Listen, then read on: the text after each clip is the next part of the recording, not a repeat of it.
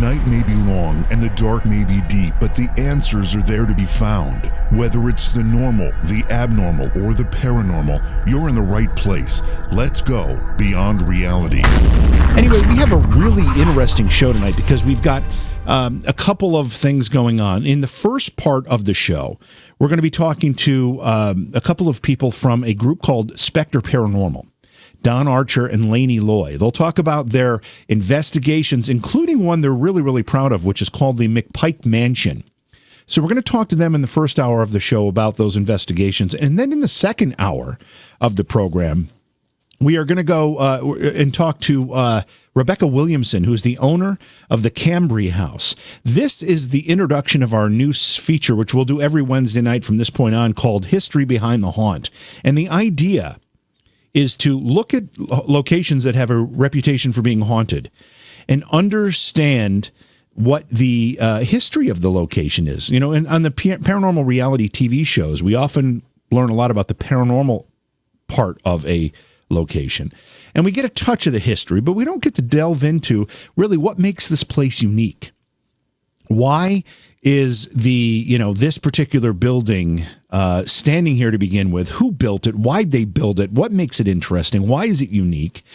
And that'll also translate into the ability to understand and maybe even explain some of the paranormal activity that is reported to be in the location. So in the second hour of the show, we will be talking to, again, Rebecca Williamson, owner of the Cambre House in Illinois. And she's going to tell us all about that location, what the history of it is, what the paranormal activity is, and give us an overview of what it's all about. So I'm looking forward to this. I haven't watched, because we were supposed to start this segment last week, but it just didn't come together. I had been away and couldn't pull it all together in time. By the way, did you see that a Hollywood legend passed away today? Kirk Douglas. Now, Kirk Douglas is from the golden age of Hollywood. I mean, he was making films, what, in the 40s, in the 50s, 60s, 70s. He died at 103 years old. Of course, the father of Michael Douglas. Most people are more familiar with Michael Douglas at this point because he's been a more current actor. However, Michael Douglas, I think, is in his 70s at this point. Anyway, but Kirk Douglas, a Hollywood icon, passed away at 103 years old today. And obviously, thoughts and prayers to the Douglas family, and a lot of tremendous films that Kirk Douglas acted in, including, I think, what's the original Spartacus, and I also think it was, or was that Burt Lancaster? I get him confused. Also, I think the Van Gogh film, oh, geez, I'm forgetting the name of it now. I had it right there. I had it. It's about Vincent Van Gogh. It's Lust for Life, I think is the name of it. Anyway, sad news about Kirk Douglas, but 103 years old. Unbelievable. Anyway, what else do we have to talk about tonight? Please go to YouTube. If you haven't found our YouTube channel yet, I encourage you to do that. Go to YouTube, search for J.V. Johnson. You'll find it very easily. Subscribe. We want to get our numbers up on YouTube, and they are climbing nicely. So thank you to everybody who's subscribed so far. Appreciate that very, very much. And then also, if you're on the flip side, if you're a YouTube listener, viewer, participator, please find us as a podcast as well, because sometimes you just can't make the YouTube, stream. And the podcast is downloaded to your phone every day if you subscribe, and then you can catch up there. It's on all major podcast platforms, including Apple Podcasts, Google Podcasts, Stitcher, Spotify, and others. Look for it. It's Beyond Reality Paranormal on the podcast stuff. So a lot of great stuff going on. And Karen, again, thank you for checking in. You are a podcast listener, and I appreciate you coming back around and checking us out here on YouTube and being part of the chat room. Appreciate that. We are going to go to break here, and when we come back, we'll bring our first guests into the program. Again, Don Archer and Laynee Loy from Spectrewaves Paranormal. We'll talk about their investigations, including the McPike Mansion, and that's coming up. Please support the program. Go to patreon.com/Johhaw. That's Johhaw. And just a quick correction here in case anybody read the name that we had originally typed in our YouTube stream. Tonight's guests, Don Archer and Laynee Loy, are from Spectrewaves Paranormal, not Spectre Paranormal, Spectrewaves Paranormal. And we're really excited to have them along. They've done a number of investigations, including one we're going to talk about specifically tonight, the McPike Mansion. So Don, Laynee, welcome to Beyond Reality. It's great to have you with us tonight. Thanks for having us. Yes, thank you for having us. Okay, so it's Spectrewaves Paranormal. Tell us Yes, it is. Tell us how this got started, Don. Well, how it got started was, for me, in the 1980s, and I'm dating myself, is that I was always interested in the paranormal. And for the Chicagoland area, I put on a map called the Map of Souls. And so my interest always lied in, I think I went to one of the original Paracons that we ever had in Chicago and attended then.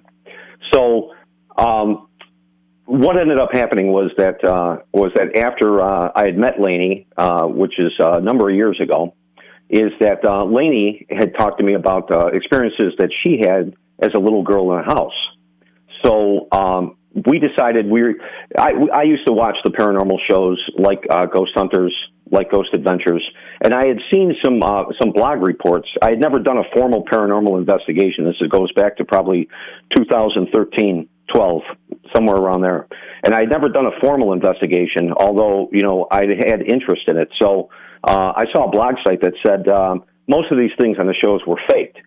So as a challenge, I talked to Laynee, and we purchased some equipment, did some research, some background, and actually went ahead and started to investigate using a K2 meter and an EMF meter, and just to kind of debunk, because I really truly didn't believe that what I was watching was incorrect and was made up.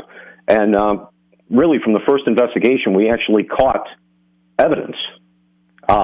We could corroborate. We knew the location was haunted. It was Capone's, what they call Capone's warehouse in Chicago, and we knew it was had reports of being haunted, and we had a spirit box session that ended up becoming to fruition, and we heard a voice. We were super excited, as I'm sure anybody would be, and from that point on, it captivated us. And then we had a situation that happened after a couple of investigations. Laynee was diagnosed with leukemia. So, Lanes, if you want to talk. Yes, basically what happened was I was given my last rites to go ahead and perform my last wishes. So I was really close to dying. I wasn't supposed to make it, but I beat the odds, and I made it. Right next door to death, a whole year later, I did chemotherapy, but for some reason I came closer, I believe, to the other side. It's like I reached the other plane. So as we're going on our investigations, it's almost like I can pick the spots where to go in the house, or if we're going to a historical museum, wherever it is, I can pick it.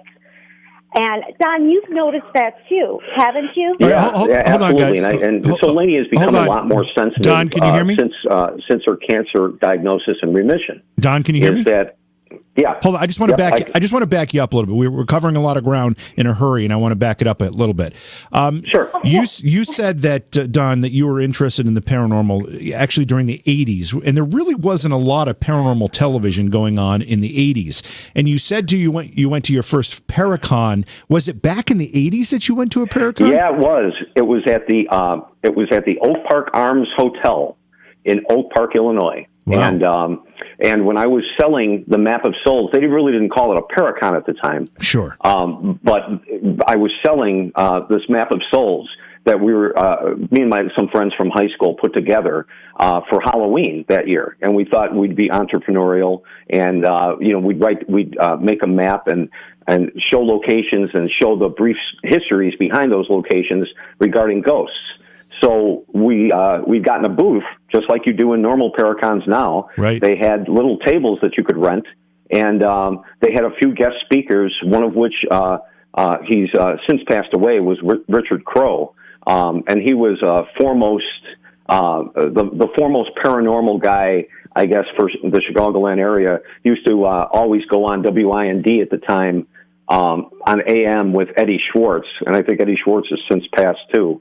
So, so I used to listen to those programs, you know, and there wasn't a lot outside of legends, but he was the big storyteller for the Chicagoland area. Now, you used at the time. At that time, I mean, there were some people that were somewhat higher profile. There was, you know, Hans Holzer had done work prior to that, and the Warrens obviously did work throughout the 70s and into the 80s. Were you aware of any of the work that they were doing at that point? I wasn't. I wasn't, and that's what I find interesting is that, you know, thank God for the internet now, right?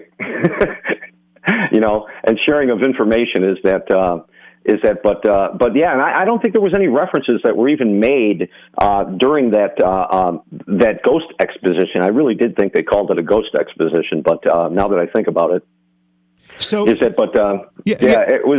was interesting. Well, so you kind of caught this fever before maybe the rest of the nation did, because, you know, there were pockets of people that were interested in this, and you brought up the internet. The internet, without the days prior to the internet being available, kept all of these, you know, people with similar interests kind of segregated. You couldn't find each other. And, you know, when the internet was introduced, all of a sudden people could find each other, and we started to create these networks of people with similar interests. And in our case, we're talking about paranormal stuff. So as you progressed through the 90s and the internet was introduced, did you start to reach out and find other people that had a similar interest? You know, at the time, I think I was, I guess you could have called me a closet paranormalist, if that's even a word, right? So you enjoyed it, you enjoyed it, you enjoyed it, you were curious about it, but you weren't really necessarily active in investigating at that point. Is that what that means? Yeah, that would absolutely sum it up. All right, Lainey, what about you? Your interest started well before you met Don and started doing these investigations. Yes, it did. Actually, it started when I was a little girl. We actually lived in a house growing up that was haunted. We would constantly hear footsteps upstairs, and my dad would go check it out, and nobody was there. So we were always aware that there was something else there, some kind of ghost or whatever you want to call it, spirit. And of course, as I got older, I got more curious about research and where does our energy go once we pass away. It was a very big question, and I could never find the answer. And today, I still can't find the answer of where does our energy go once we pass away. And I have to ask you because, I'd already made a note about your personal experience with leukemia and the fact that you were actually close to death, which is a scary thing to say. Explain to us where you were spiritually at that point. And then after you answer that, I want to ask you a question specifically is how you think it helped you or changed the way you view the paranormal. Okay. So basically what it was really mind over matter. Like, even though they were telling me that I was going to die, I was going to pass away, I kept my mind was so positive, like, hey, that's not going to happen. You know, I'm going to beat this. And I mean, really, your mind is so powerful, and it really helped, I believe, beating the odds of actually dying from leukemia. I mean, just keeping a positive attitude the whole time. And I'm sorry, go ahead. No, I just hear you say that, and quite honestly, cancer has touched not me personally, knock on wood, but my family. I mean, it's touched me personally, but not that I've had the illness, but I've had many family members have the illness, and I've seen a lot of them lose their battle with it. So you must be able to serve as an inspiration for people who get these diagnoses and maybe lose hope. I mean, you obviously can be a beacon of hope to people. I mean, it's a very hard thing to go through, especially when you're in ICU for a couple of months. In the hospital, on the floor, you got like PICC lines in you. It's really an emotional roller coaster. It really is. But just staying so positive and know that, you know, the doctors are not always right, that you're going to beat this.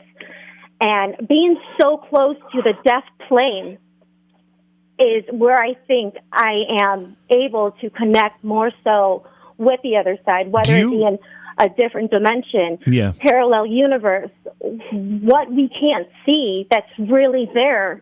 Do you feel like at any point during that illness, during the darkest days of that illness, that you actually made a connection to the other side in any fashion? I believe I did, but I don't think consciously I'm aware of it, if that makes any sense to you. Yeah, it does. I think it does to a degree. So obviously and thankfully, you recovered from the illness. You sound very healthy now, which is great. Thank you. But tell me how it affected your ability to perceive paranormal activity, the other side, spirits, whatever it affected. I want to know about it. Well, I mean, just like you were saying with the McPike Mansion, when we were hearing horses walking on cobblestone with our own ears, and we didn't see any horses walking on cobblestone. I was the one that actually saw red and white streaks. Don never saw the red and white streaks that I pointed out to him. So it was almost like they called to me to go ahead and go to that spot.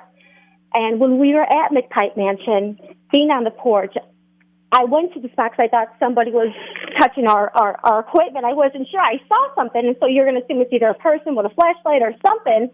And that's when Don came over. And Don, you heard the horses walking on cobblestone too, just because I said, hey, let's go to this spot. And I'll interject in here for just a second, JD, is that after, we had done some investigations, like I had alluded to, prior to Layney's illness. So after Layney's illness, is that, we would randomly go around to places that were purported to have, the hot spots in the places that we're investigating.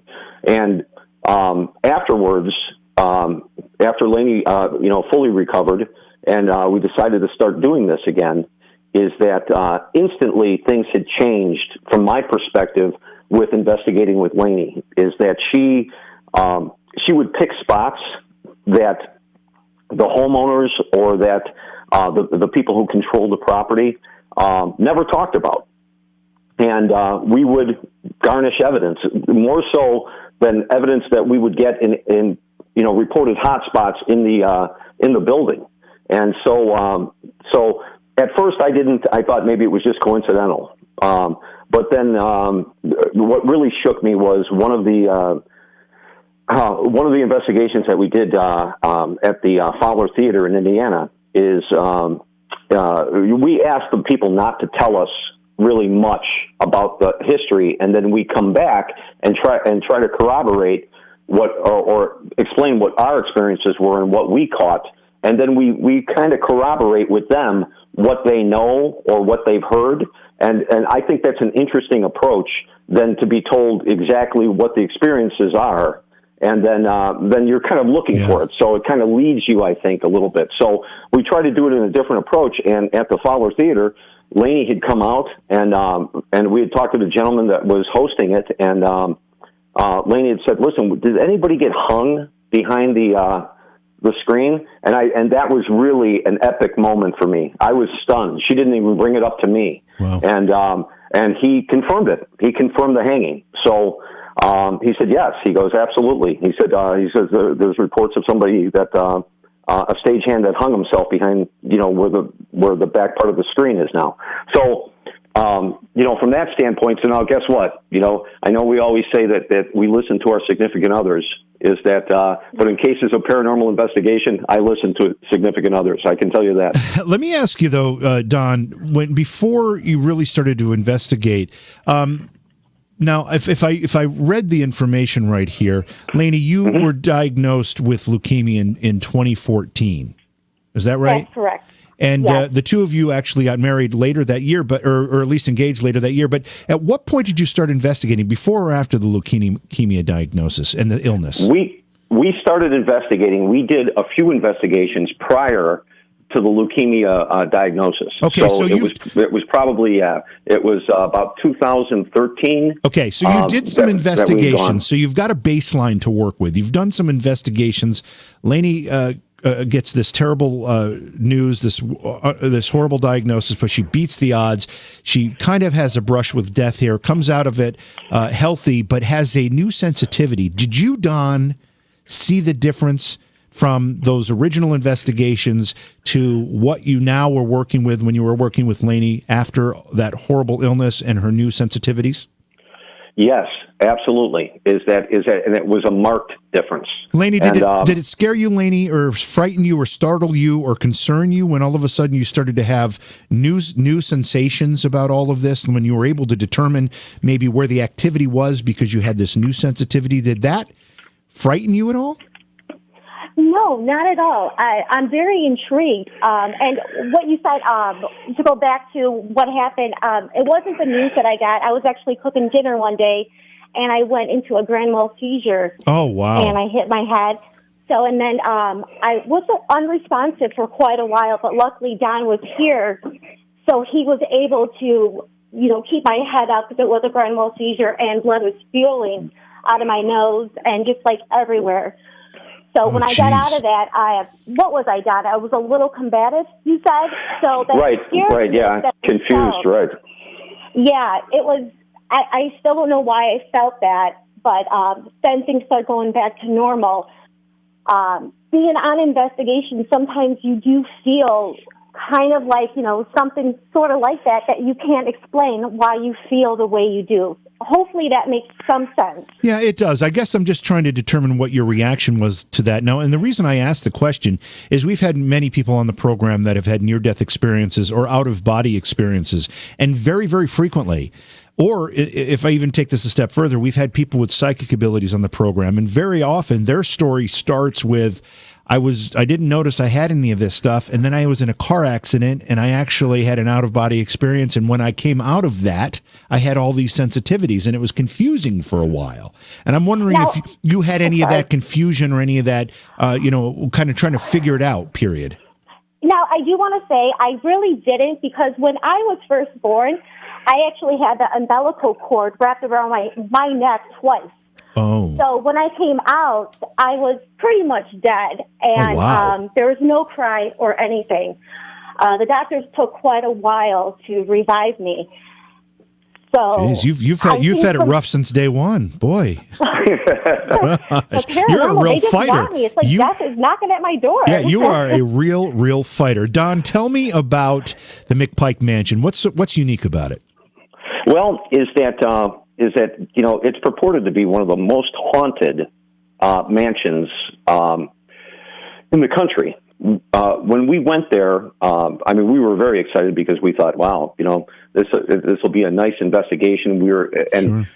So when we went there, we were, we had read the history about the gentleman who built the property. That there were a few reported deaths on the property, one of which was one of his wives, and I believe he passed away on the property as well. And Sharon had alluded to the fact that his presence is well known in the property, as is his wife, and I believe they had a child that passed away there too. That was about all we knew when we went there to investigate. And the unique part of our McPike Mansion experience that really hit home for me, and that I thought was really unique, was when we were in the foyer doing a spirit box session. We had heard, we were wrapping up the session when Laynee had looked out these lead glass window doors. They were original to the property, where you can't really see. They're very opaque, and you can't see through the windows themselves. And she insisted, again, that she saw a red light and a white light go past the doors. Well, we had, equipment out on the porch, so we ran out to the porch and left the front door open. And fortunately, our static cam was still running in the foyer.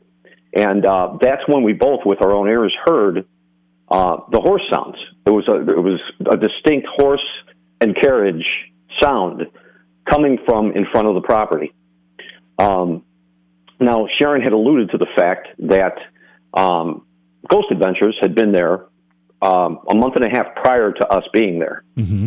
And so we were very curious. We wanted to, I really wanted to see the episode because I wanted to see if they caught anything similar or in similar areas that we captured at the property. And the unique thing about it was that about halfway through the show, Zach is there, and he says, do you guys hear that? It's horse sounds. It's like a horse and carriage. And ironically, we had already posted our evidence. Oh, wow. And on our evidence, you hear the horse and carriage sound, and you hear me say almost verbatim, Lainey, do you hear that? It's horses. It's like horses on cobblestone. It's like horse and carriage. Is that I tell you what, even talking about it today, I get goosebumps. And I don't think I can honestly say is that and I try now, because we do a great deal of investigations, both private and historic, and I try to see other places that we've been to. I watch other people's evidence right after we investigate, and I can't tell you that I've ever seen identical evidence with identical experiences from two different paranormal teams that never had any interaction. And you're saying that you got your evidence prior to seeing the evidence from Ghost Adventures. Yeah. So you weren't influenced. You weren't influenced by that show when you got your evidence.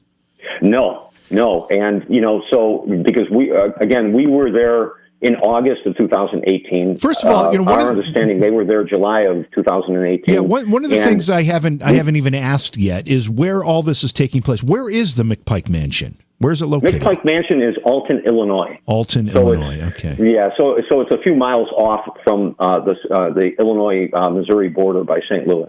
I want to know what. Let's go, Lainey. Answer this question first. What's the best evidence you've caught, regardless of where it is, McPike Mansion or otherwise?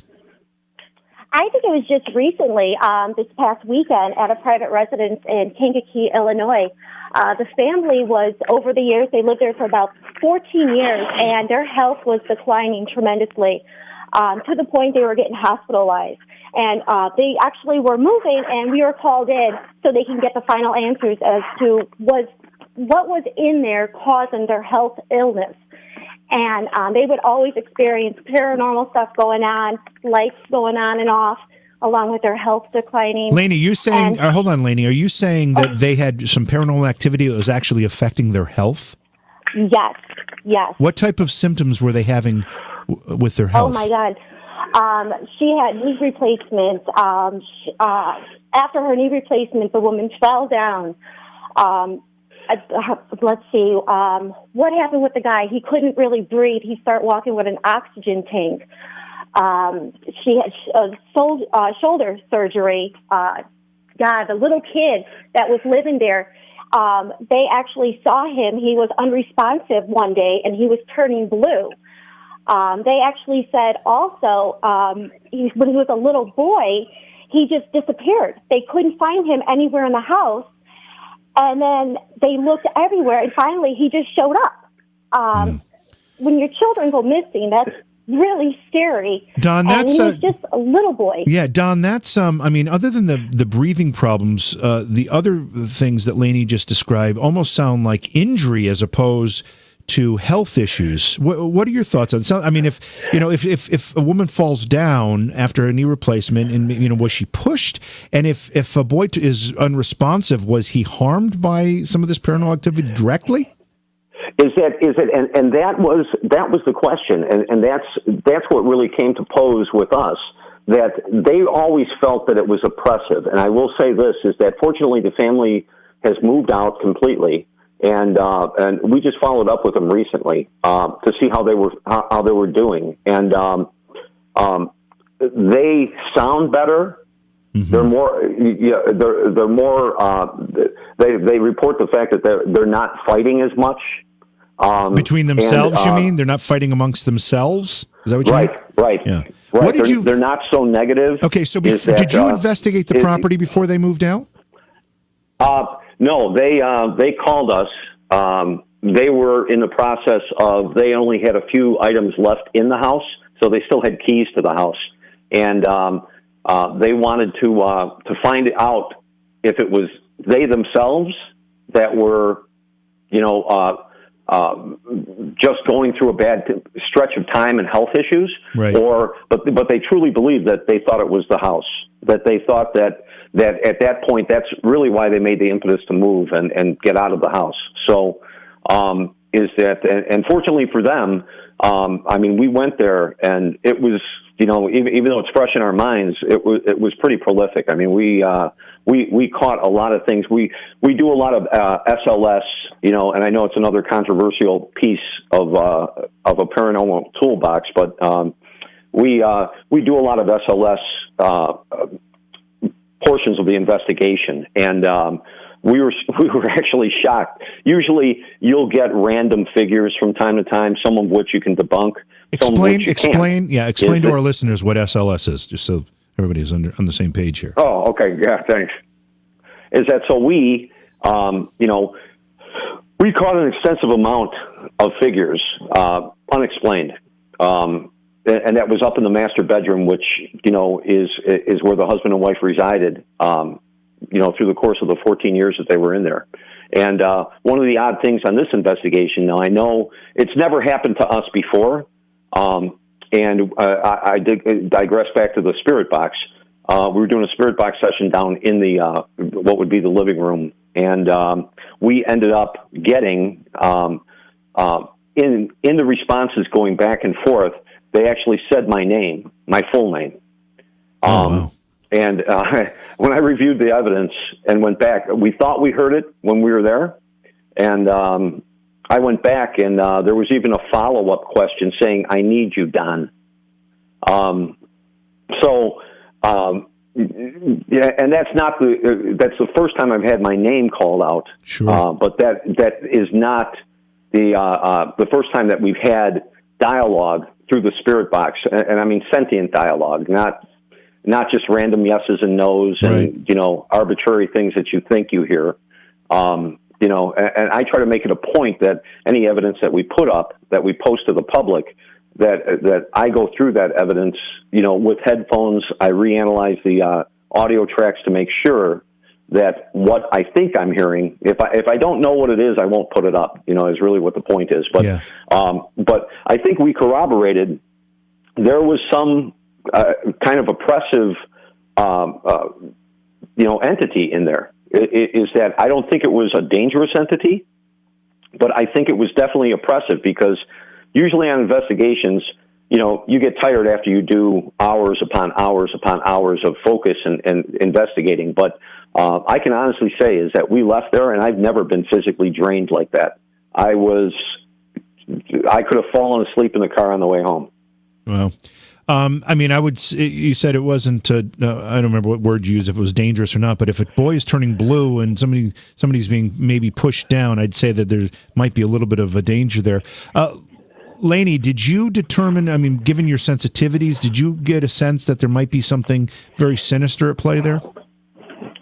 What I felt something different than Don did. It was more of a, it wanted me to laugh a lot. And I don't understand why it was trying to manipulate me at all to try to laugh.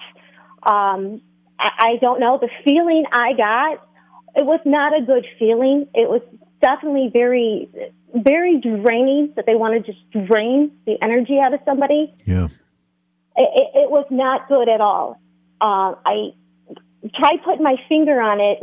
I'd love to go back there, but it was pretty bad. And when you followed up with the family after they moved, did those problems they were having? You said they weren't arguing less, but what about the other stuff? Did it go away?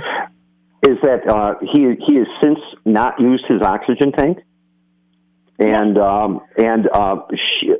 she had problems in the past, even after falling down after the knee operation, that she couldn't really walk up and down the stairs.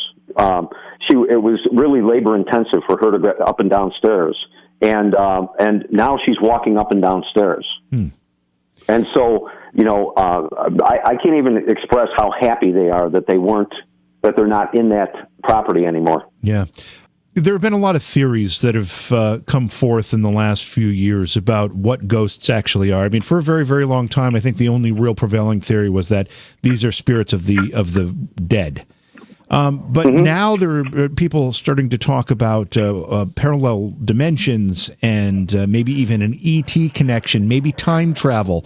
Does any of that make sense to you? Or are you still of the camp that what we're looking at here when it comes to ghosts is spirits of people that have died?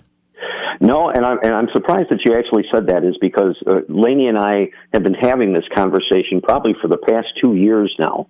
Is that thinking in terms of the fact of branching out, besides that it's a soul or a consciousness that prevails, that stays in a location, due to events or due to their own will, their own human will, to not cross over.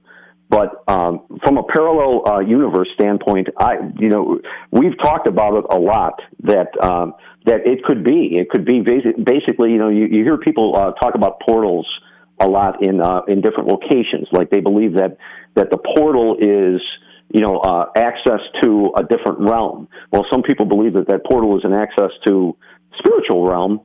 And I truly believe that if indeed somebody has has come across what they believe to be a portal, I really believe that may be a dimensional rip. That may be an opening to a parallel universe, to a different dimension. And that goes all the way back to historic theories about that. Aliens had visited here, and there seems to be more and more corroborating evidence to the fact that a lot of the ancient cultures were part of an alien experiment, basically. Yeah. Yeah, these theories are becoming more and more researched, and therefore there's more information coming out and making them more plausible. All right, so I have to ask you something that's really kind of sent a bit of a shiver down my spine when I was reading about it, when I was reading about both of you before the show. Lainey, do you really collect Barbie dolls? I do, yes. Haven't you ever seen any of these shows with the haunted dolls? I mean, dolls are just downright creepy, don't they? Don't they scare you? I'd love for them to have like a parallel Barbie doll. That would be awesome. Or a paranormal investigator Barbie doll. There you go. Let me ask you this: are your dolls like set up and like do you have them on display so you can see them?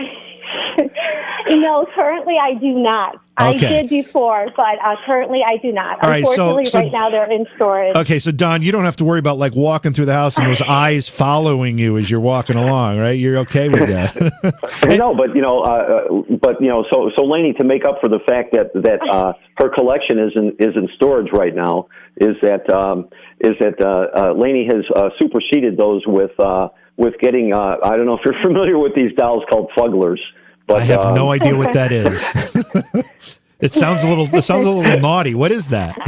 A fuggler, I know, is that it is just an ugly, creepy doll with realistic teeth and eyes. They're like new dolls, like things you can go buy today. Is that what you're saying? Yeah. They sell them. They sell them at places like Walmart and Target. What the heck is wrong? Can you imagine being a 5-year-old and getting that for a present? No, I can't at all. I can't.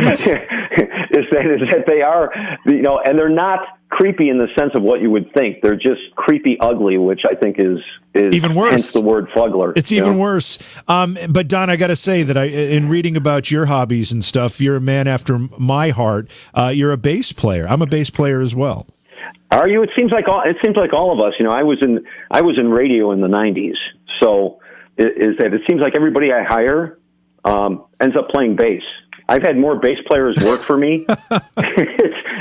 It's funny. It's amazing. It's kind of an incredible little tidbit there. One of the fun things that I've always enjoyed doing at several paranormal conventions and gatherings is that there's a lot of musicians in the crowd, and we tend to gather at the end of any given night in the lobby of the hotel that we're all staying in, and everybody's got guitars and whatever, and there's a lot of singing and playing going on, and I really, really enjoy that. Do you ever get a chance to do that at any one of these paranormal events? No, I haven't. But you know what? Is that now you've intrigued me. Yeah, it's a lot of fun, and I, we've been sitting around, and actually I played. I'm a guitar player as well, and I played a request for Josh Gates so he could sing "Here Comes the Sun." I did that for him, and we got it on video. It's just hilarious. It's so much fun. Anyway, guys, so if somebody wanted to contact you because maybe they're in your area of Illinois and they want a little bit of help, how could they do that?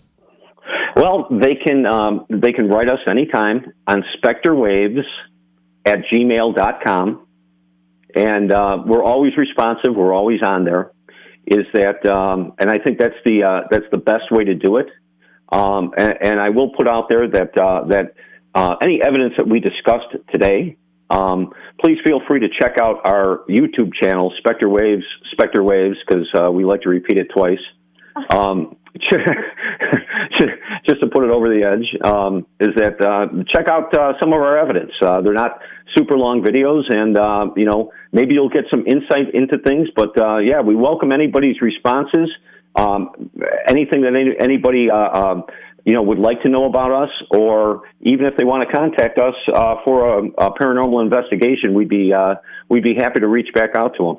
That's terrific. Yes, we're always looking for places to do new investigations. So if you believe you know of a place that's haunted or your place is haunted, please, yes, contact us. Just leave the creepy dolls home, please, okay? Just leave them on the shelf wherever they are. Guys, that's right. No fugglers. No fugglers. Thanks so much for being here tonight. I appreciate it. It was a great conversation. Best of luck to you. Hopefully our paths will cross again sometime. Hopefully they will. Thank you so much for having us on, JB. You're welcome. All right, we're going to go to break. When we come back, we are going to introduce our History Behind the Haunt segment. This will be the first one we're going to do. We're going to talk about the Cambre House tonight with Rebecca Williamson right here on Beyond Reality. Looking for our guest's book? Go to Amazon.com/shop/JVJ Taps.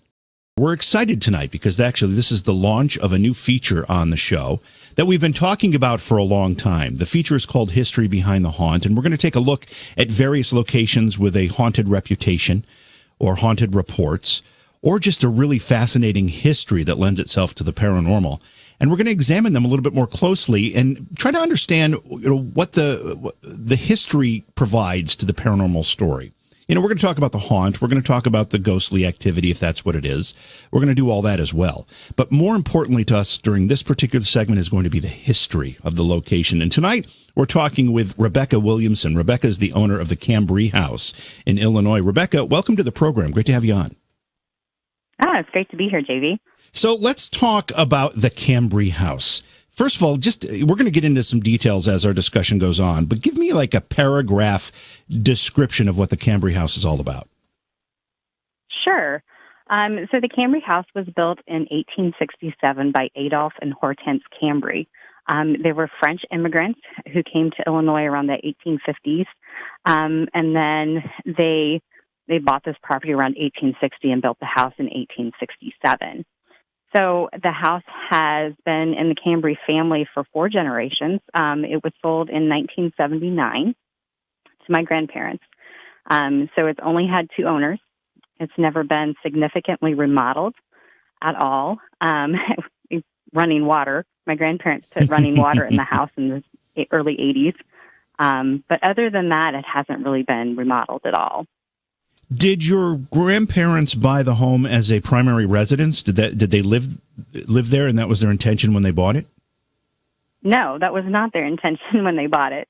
My grandparents live about 15 minutes away from the house, or they lived. I should say they passed away.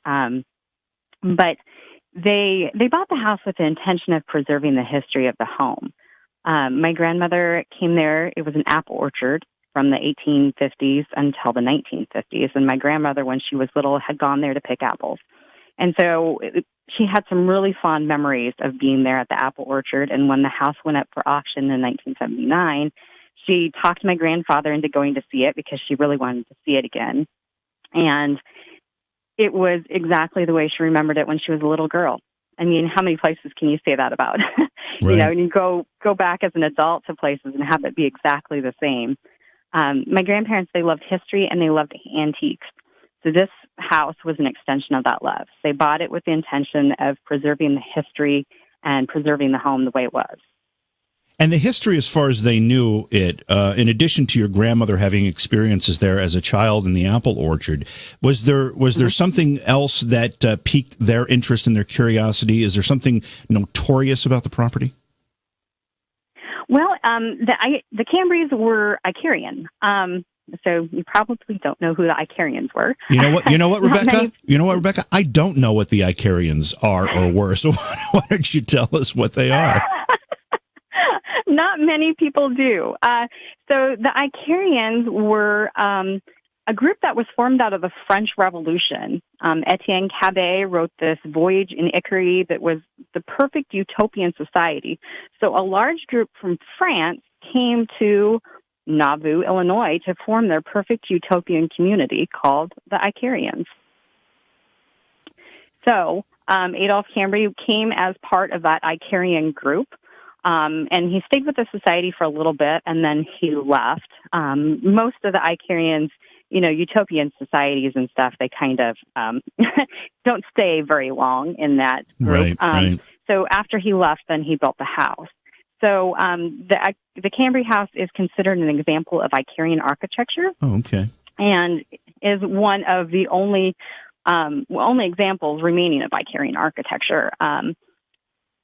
So it's on the National Register of Historic Places. My grandparents went through the process of doing that in the 80s, finding all the history on the home, and were able to put it on the National Register. And it's the first privately owned home in Hancock County, Illinois, that is on the National Register.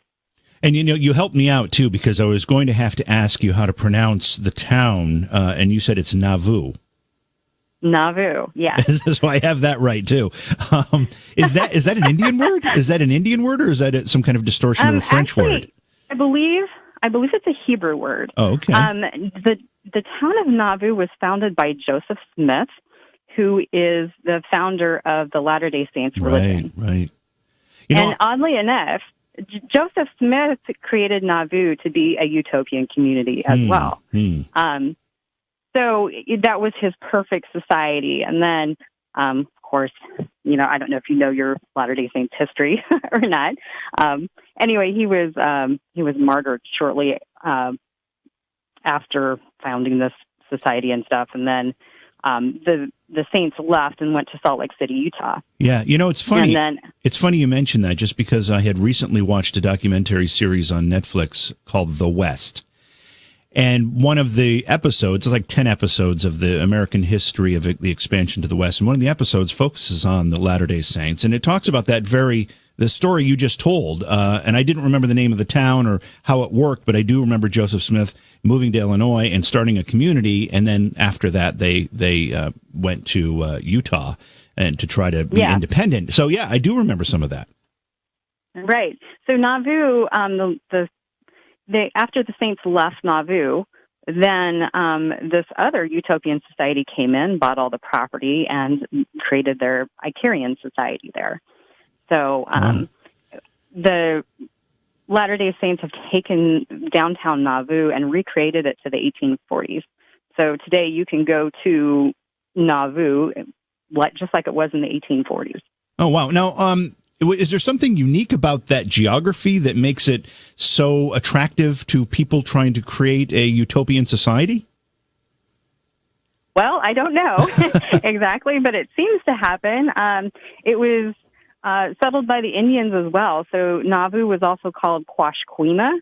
There was a Native American society there, too. So it's right on the river, on the Mississippi River there, and it is a beautiful spot. It really is. Yeah, it sounds it. And I actually had the opportunity to look at some of the pictures on the website and stuff. So we know a little bit about the history of the area. We know that the Cambre family built the home, owned it up until your grandparents bought the home. Did you say 1979 they bought it? Yes. And then it's been in your family since. Now, how did you become involved with the home personally?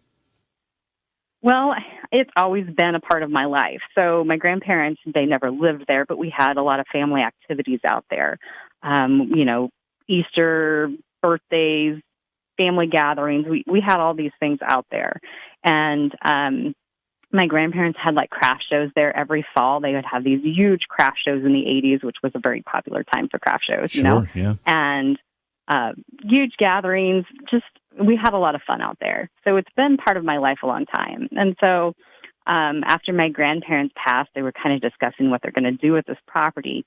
And, when they talked about selling it, and we had a real estate agent come, and she's like, oh, this is going to have to be completely gutted and remodeled. You're just going to have to completely, remodel it to sell it. Anybody who wants to live here is just going to have to gut it. And the idea just broke my heart. And I said, okay, well, that's not going to happen because I'm going to buy it. And so I bought it and then said, oh, gosh, what did I buy? What did I do?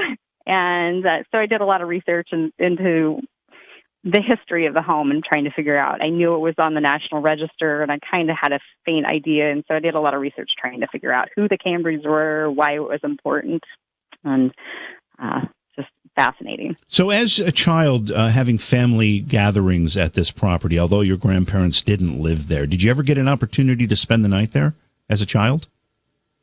No, I never did that. Did your and that was one of the grandparents? things I didn't really think about until after I'd bought it. Mm-hmm. I'd never been there after dark. I'd never been there.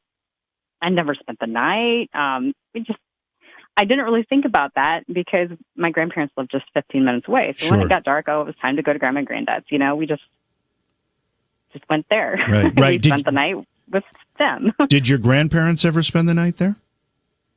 I believe they did. Yeah, I know they did. But they didn't live that far away, so it wasn't. So did they? A big deal. Did they or anybody before you acquired the property ever talk to you, or did you ever hear reports of any type of paranormal activity going on in the house? Not really anything that they described as being paranormal. There's some doors that open and close on their own. In fact, my job during these craft shows was to stand by the basement door and make sure it stayed shut because it would pop open. There's a trick to shutting it and latching it like old houses, Right. And I know this trick because that was my job to make sure this door stayed shut. Because it's like right in the kitchen, this door, and, with people walking by, you don't want them falling down in the basement. So I had to make sure this door stayed shut. And then the attic door upstairs has the same issue where it opens and closes on its own. And it's an old house. Right. So, didn't really think too much about it, and nothing was really said, oh, it's haunted. No, the door just won't stay shut. Describe the house to us. Describe how the I guess the decor is and how many rooms, that kind of thing. Sure. It's a simple house, but my grandmother always described it as being not just simple but clean. The lines, there's always a little bit of hint to the lines to make it have a gentle curve or something that makes it really pleasing to the eye. Adolph Cambre was an expert cabinet maker, so all the woodwork in the home is original to the 1860s when he built it. So there's a kitchen and a living room that are connected, and then there's a dining room right off the kitchen, and then there's a downstairs bedroom, and then you go upstairs and there's two small attic areas underneath the eaves upstairs, and one of those has been turned into a bathroom. My grandparents were adamant they didn't want to change the footprint of the house to add a bathroom, so that's why this bathroom is squeezed into this funny little attic area. And then there's a large open room upstairs, which I think was the children's bedroom. They had 10 children in this 3-bedroom house. Wow. It boggles my mind every time I'm in there, but at different times, Yeah. And then there's a back bedroom. So that's pretty much it. It's a nice, for 1860s, it's a nice size 3-bedroom house. Yeah. When I look, it's also, go ahead. Yeah. No, go ahead. It's a salt box house. That's what I was going to ask. Yeah. That's the architectural style of the house. Mm-hmm. My grandparents called it the salt box a lot. So from the front, it looks like it's 1 story, and from the back, it looks like it's 2-story. And that's a New England thing where they say that if the tax collector comes, you hope he doesn't walk around to the back because the 2-story is a different tax rate, So. Right. Do you live at that property now? No, I don't. I bought it. Well, I kind of just bought it. And then, after I bought it, I had to try and decide what I was doing with it. And my intention is to continue what my grandparents have done and preserve the history of the home. But in trying to do that, I realized, I've had a couple cousins get married out here. It's a gorgeous location, if you saw the pictures of it. Yeah. And I thought, well, we'll open it up for weddings. And so We're calling it a wedding and event center. So it's available to rent for weddings. And at what point did you become aware of paranormal activity to the extent that that has become part of the, I guess, attraction of the property? Well, we already talked about how I realized I never really spent the night here. Right. Right. So after I bought it, I went out there to try and clean it up and do some work out there, and I spent the night. And my sister had come with me, and I had my daughter with me, and my sister had her puppy. And my daughter, who was 8 at the time, was terrified. She was not going to sleep in any room in this house. That just, I finally got her talked into sleeping in the middle of the living room floor on an air mattress. That was it. That was the only room she said she would sleep in. That was it. So, and my sister slept upstairs in a bed with the puppy, and so I didn't sleep very well because obviously I'm on an air mattress in the middle of the living room floor with an 8-year-old glued to my side. Right. And my sister has to take the puppy outside a couple of times in the middle of the night. And doing that, she walks right by my head. And so I was woken up 3 times in the middle of the night by somebody walking right by my head, going out the front door and coming back in. And the next morning, I'm kind of bleary, drinking my coffee. And I said, puppy did really good. She only got up 3 times. And she said, no, puppy only got up twice. We slept great last night. And I said, no, you went outside 3 times. And she said, no, I only went out twice. And I said, but what about that other time? And then we started thinking about, the doors that opened and closed. And just kind of those things. And I thought, well, I have a friend who was starting a paranormal group, Augusta, Illinois Paranormal. And I said, hey, do you want to come out and do an investigation? And he's like, well, sure. And so he came out and did an investigation, and it just blew us away. So it was during the investigation, They had a lot of activity and they caught a lot of things? Yeah, a ton of activity. Wow. One of the first things that, he came over and he's like, we're doing the walkthrough and I'm showing him different things, house and stuff. And I was freezing cold. It was an April day. It was kind of drizzly. And you know how those drizzly April days, there's a cold to them. So I was shivering. I had my winter coat on and I'm doing the whole tour thinking the furnace in this house is done. I'm just going to have to buy a new furnace. This is terrible. And, he finally pulls out the temperature gun to start the investigation and check the ambient temperature of the house. And, the furnace was set at 60. The ambient temperature was 58. And my furnace was working and I'm shivering. Yeah. So he checked with the digital thermometer, and directly behind me from about my waist down, the temperature was around 22 degrees and was dipping into the teens and the negatives. Oh, my. Wow, yeah. That's drastic. Yeah, it was a drastic, solid cold spot. And the rest of the time I was there for that investigation, that cold spot stayed either behind me or in front of me. It moved away, but it'd come back. And it just was really solid and very cold. So that was like one of the things where we were like, maybe there really is something here. Yeah. It was, and the noises and just a lot of noises and just a lot of responses on the K2, and it was just a phenomenal investigation. What was your attitude about the paranormal, ghosts, hauntings, those types of things prior to learning all of this? Did you have any opinion one way or another? Not about the house, but just in general. I have always really been interested in ghosts. Ever since I was a little kid, I checked out like every ghost book in the library, and I've just always been totally into it. I started doing paranormal investigations around 2003. I got invited to go on a ghost tour with a friend, and I went on a ghost tour and loved it. And the next night they were having a cemetery ghost tour, and I'm like, oh man, I'm going to do that too. So I went back and did it again like the next night, and ended up making friends with the guy who was running the tours. And so I've done a lot of paranormal investigations and stuff. So, but I just hadn't made the connection to the Cambre place being haunted. It just was not something that ever crossed my mind until we started doing activity. I'm not sure what kind of home you live in, but where you actually reside, do you have any paranormal activity there? Occasionally. I try not to investigate homes I live in. Yeah.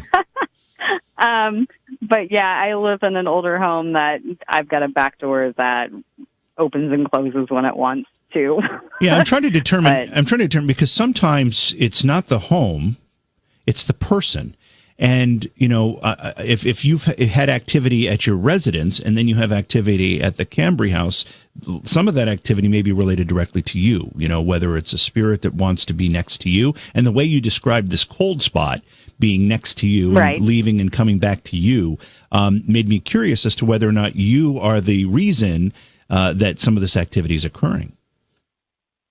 Right. And I know that theory, and it's possible. However, I'm sure I know the identity of the ghost of the Cambre place. So in buying the home, I was given the complete Cambre family history. I have an entire family tree of 4 generations. So one of the daughters died at the age of 9 years old, and she's buried in the property in an unmarked grave. So her name is Eglantine. I'm hoping I'm going to say that right. Some of these historic names are just baffling, beyond pronunciation in modern times, but we'll go with that pronunciation for now. That's the way Google has pronounced it for me, is Eglantine. If Google says it's right, yeah. If Google tells us. Right, exactly. It's spelled Eglantine. Okay. So Eglantine. Good for you. She died at the age of 9 on the property, and like I said, she's buried out there. So a lot of the activity we get there seems to be childlike in nature. Oh. And we've got a lot of K2 responses that confirmed that Eglantine is there. Now, you say she's in an unmarked grave, but do you know where the grave is, regardless of it being unmarked?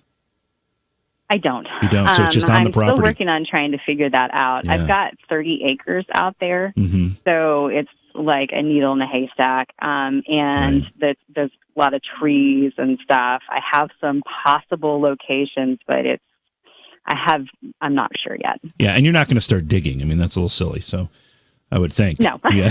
No. And that was not an uncommon practice. In fact, it was the rule rather than the exception. These families, when they lost a member of the family, and frequently during that time, you would lose young members of the family. There were diseases and things that we had no cure for at the time, and they would have a little plot on the property, and that's where they would bury their family members. That certainly was the practice of the time.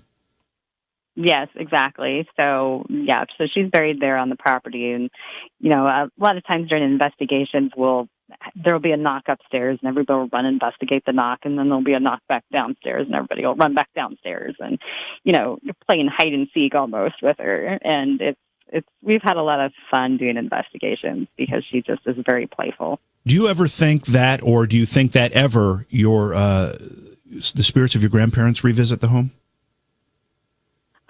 Yes, during investigations, we've had some interaction with my grandfather. My grandparents just love this place so much. Right. And my grandfather was very attached out there, and we've had some interaction with him out there. Does that make you feel good? That must make you feel good, though. Yeah, it does. It does. I think I like knowing that they're there kind of watching over the place, and that they approve of what I'm doing out there. And just we've had a lot of confirmation without doing paranormal investigations that they really approve of what we're doing. So that's very exciting to get. What is Mormon Springs? Mormon Springs is a mineral springs, and it leaches out from underneath the house, actually, into a ravine on the side. So I have a natural mineral spring that runs underneath the property, and is on my property. During the Blackhawk War, Chief Blackhawk used to come to this mineral spring to get water before he went off to war because he thought it was blessed. Oh, wow. Boy, that area just has an amazing history. All these little kind of synchronicities, kind of interesting. Describe where Nauvoo is. We know it's in Illinois, but where? Well, if you look at the shape of Illinois, there's like a bump out on it. And on the west, right on the west side? On the west side of Illinois, yep, there's a bump. Right. And it's right on the tip of that bump. On the Mississippi River. And you mean when you say the tip, do you mean the point that's the farthest west, or do you mean the top or bottom? Okay, all right. Well, that makes sense. So as you've owned the property for a while now, and you've done some investigations, and you've also introduced ghost hunts and tours, have people that have visited the property as a ghost hunt or a tour visitor had experiences as well? Yeah, we've done ghost tours there for the last 3 years. We kind of said 3 years ago, we thought, we'll just try it and we'll see how it goes. And it's become one of the most successful things we've done out there. Oh, wow. Almost everybody on a tour will have an experience, and it's been just incredible. I had a lady who was on her very first ghost tour this fall, saw a full-bodied apparition. It was unbelievable. Really? Yeah. Has anybody... Yeah, Go ahead. She was standing in the back bedroom, and she was looking down at the K2 in her hand that was going off, and she turned to the person who she thought was standing beside her and looked up, and there was no one there. And oh, wow. She was blown away. Has anyone been able to capture any photographic or video evidence of apparitions? It's a hard thing to do. Well, we have a little bit. I like to say my ghosts are smart. We have a little problem catching them on tape. But there's one group got the guy's wearing a hoodie, and the string of his hoodie got flipped up in the air, pulled up off of his hoodie chest and dropped. Yeah, they've got the little ties on the hoodie. Sure, yeah. So the tie on his hoodie was picked up and dropped. Now, are you saying are you saying that the guy that was the tourist, to lack of a better word, but the person there who was doing the ghost hunt or the tour, his hoodie, not a spiritual hoodie? No, the hoodie wasn't on the ghost, hoodie. right? Okay, just want to make sure. The guy's wearing a hoodie. He's just sitting on the bed, kind of swinging his feet. And the string on his hoodie gets picked up and dropped. Okay. And he looks down at that point, and just it's a quick 6-second clip, but it's pretty. There's nobody standing around him at all. So we've got a few pictures of a face in the upstairs bedroom window. But yeah, we don't have a lot of that sort of thing. It's hard. I think my ghosts are smart. It's hard to capture that stuff. I mean, I've been investigating for a lot of years, and I don't have any great photographic evidence either, but I've seen a lot of things. So it's just hard to explain how that happens, but it does. So you do not live on the property; you live elsewhere, but the property is available for things like weddings, parties, and you do the ghost hunts. How often do you do the ghost hunts or the ghost tours? I do the ghost tours twice a year. We do one in June on the summer solstice, and that this year will be the June 19th and 20th. And then I do them the last 2 weekends in October as well. And as far as the other things that the property is available for, whether it's weddings or parties, how does all that work? You just contact me to book, and then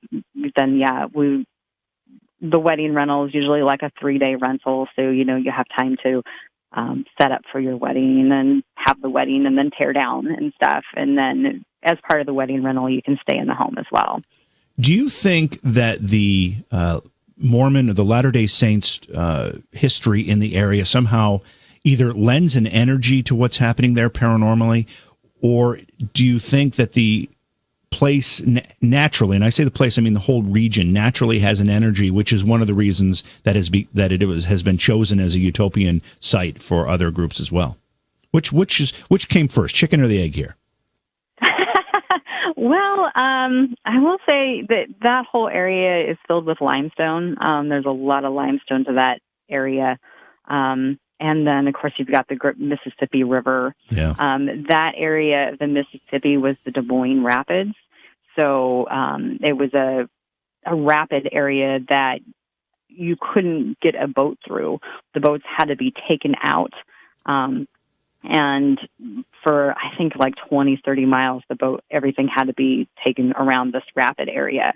They put a dam in Keokuk, and now you can take a boat through there. But that area was the Des Moines Rapids, is what they called that. And so there's a ton of limestone. You've got the Mississippi River right there. And then, of course, you've got mineral springs and just a lot of energy in that area. So yeah, and then those types of things, as we all know who have followed paranormal investigations, limestone seems to be a source of energy. Running water seems to be a source of energy to fuel these paranormal occurrences as well. So, what's your hope for the property? What do you want the property's legacy to be?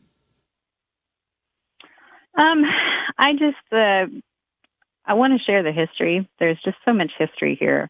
I love sharing the history of the property with people. I love having people come out to see it.